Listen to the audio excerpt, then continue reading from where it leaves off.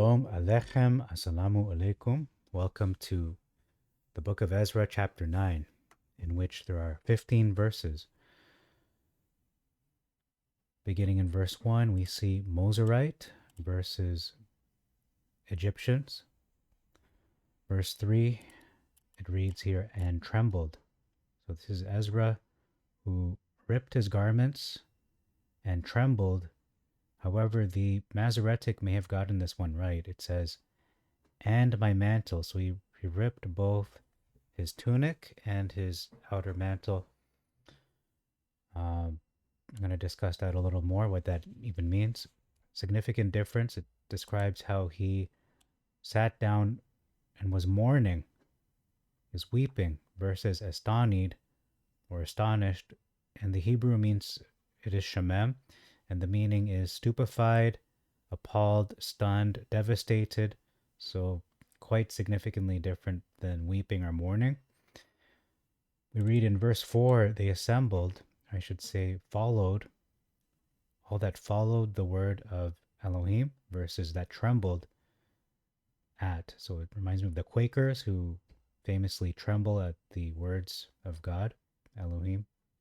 That's why they're called the Quakers, because they shake, they quake. Continuous difference, it keeps saying remained, mourning, so he is still weeping, versus sat astonished or astonished. Verse 5, humiliation versus heaviness. Then I trembled and I bowed myself on my knees. Okay, it says here, I rent my garments, then I trembled. In the Masoretic, again, it says, rent my garment and my mantle. The Hebrew word is mehil, which is a long garment worn over the tunic, perhaps the equivalent of, if you're familiar with Middle Eastern fashion clothing, farwa and kaftan. So the tunic would then be like the thobe, if you are accessorizing those pieces of clothing. But I still am open to the idea that it is trembled, but it could also be mantle. So it depends on your interpretation. Both make sense. Verse 6,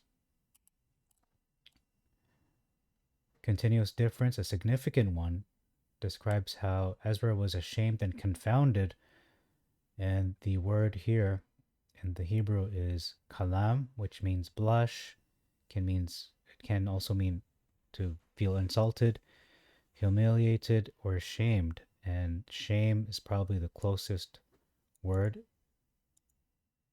to confounded, and most likely is the most accurate word to select for this context of Ezra chapter 9. Verse 7, our children versus our priests. And then it goes on to say, with shame of our face versus confusion of our face. Again, I believe it's the word kalam. Oh, it's bosheth here. Okay. So I'm interested to know or to learn, what does bosham mean? While we're waiting, we'll go to verse 8. Okay, bosham, bosheth. Shame, shameful thing. Okay, so you can see, I hope you can see the connection there between ashamed, confusion. Yeah, they are quite close in meaning. Verse 8, to give us an establishment in the place of his sanctuary. Now that seems more sensible, but to give us a nail in his holy place means, okay, give us a nail, give us a screw, give us a piece of this holy place. Doesn't make sense. Give us a part, a small part, very small part, minuscule part. Verse 9, a land, talking about the land they're supposed to conquer. Okay, is it verse 9 or verse 10? Okay, it's verse 11. It says, of the nations. Okay, given command, a land subject to disturbance, by the removal of the people of the nations for their abominations, wherewith they have filled it from one end to the other, by their uncleanness. That's a mouthful. Let's break it down. So, a land subject to disturbance. Okay, so that is a land that is subject to disturbance, straightforward. But how is it subject to disturbance? Because they are supposed to remove the people. By removing the people, it creates a disturbance to the land. Why are they removing the people, however? What is the rationale? Because of their abominations. And their abominations have done what? They have filled the land from one end to the other by their uncleanness. Let's read in the Masoretic. It describes it as an unclean land with the filthiness of the people of the lands, with their abominations. It's very strong in its wording, in its language, which have filled it from one end to another with their uncleanness. And interestingly enough, this the footnote for that section, one end to the other, is a Hebraism. This is an idiom, and it means from mouth to mouth, or another way to express that. Verse 12, good versus wealth. Eat the good of the land. Oh, okay, that's not the right one. Neither shall you seek their peace or their good forever versus their wealth. So is it talking about their welfare or their riches or both? Verse 13, we have a significant difference. It says here, it is clear that there is none such as our Elohim. Verses in the Masoretic, seeing that our Elohim has punished us less than our iniquity. So one is in the Masoretic simply acknowledging that you are our Elohim, seeing that you are Elohim. Okay, that's simple enough. But in the Septuagint, it is very strong and very powerful.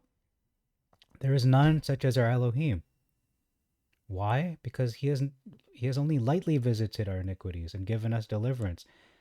Despite our evil deeds, our great sin, our great trespass, there's none like him. He's so merciful and has given us deliverance. Even though they've committed these sins, he's still merciful.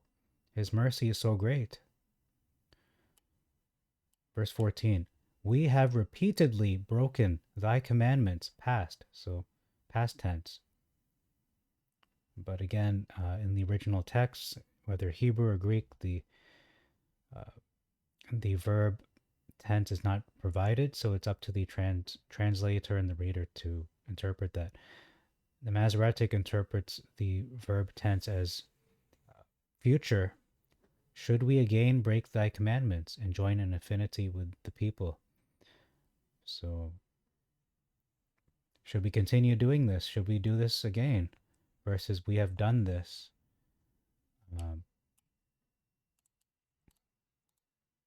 That's a tough one. That's a tough one to really conclude. Which one is it? But it does say here intermarried. So they have done this. Yeah, they've done it. It's not potential or hypothetical. This is a completed action. This is history. So they did intermarry versus affinity. Does affinity mean simply attraction? No. When you dig deeper, the Hebrew word is chathan, which means to give away in marriage, to become a son-in-law or an in-law. Okay, so that is affinity. And then it says the lands of these abominations.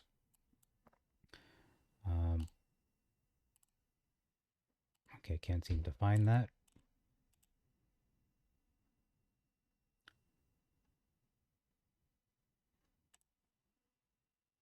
Hold on one moment. Let me look for it. Okay, so I found it. I didn't correctly transcribe it. It is people of the lands.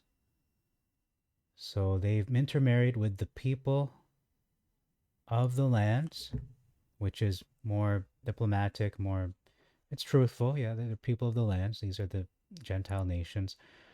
Versus with the people of these abominations. These people are abominable, and that's what they do. They belong to these abominations. So it's a lot stronger in language, not as diplomatic, very can be offensive if you're a Gentile. And then it goes on to say, be not very angry with us to our utter destruction. So this is a request they're making, a plea, pleading, maybe supplication. I'll even add that here, supplication, perhaps. A request, special request, pleading with Elohim. Verses, would you not be angry with us till thou hadst consumed us? So this is a rhetorical question. It sounds like, they're imputing to Hashem just anger, and he's going to consume them all. Very sounds impulsive and cruel. That's what they're imputing to him as their judgment of his, assessing his character. No, but that's not what is happening here. They're pleading with him. They're pleading with Yah, with Hashem, the Elohim of Israel, with Adonai. They're saying, do not be very angry with us. You could even add, perhaps, please. Do not be very angry with us to our utter destruction, to completely wipe us out, so that there should be no remnant or anyone escaping. But it says here, just in the previous verse, there's none such as our Elohim. There's no God like our God. There's a song, I think it's Isaiah, a song about Isaiah. There's no God like Yahweh. So there's no Elohim like Yah. Okay, and that's going to be the title of this video. So thank you very much for your time. Till next time, I bid you all Shalom Aleichem, Assalamu Alaikum, Irini Mazisu, Pax Vobiscum. Peace be unto you, and Maranatha.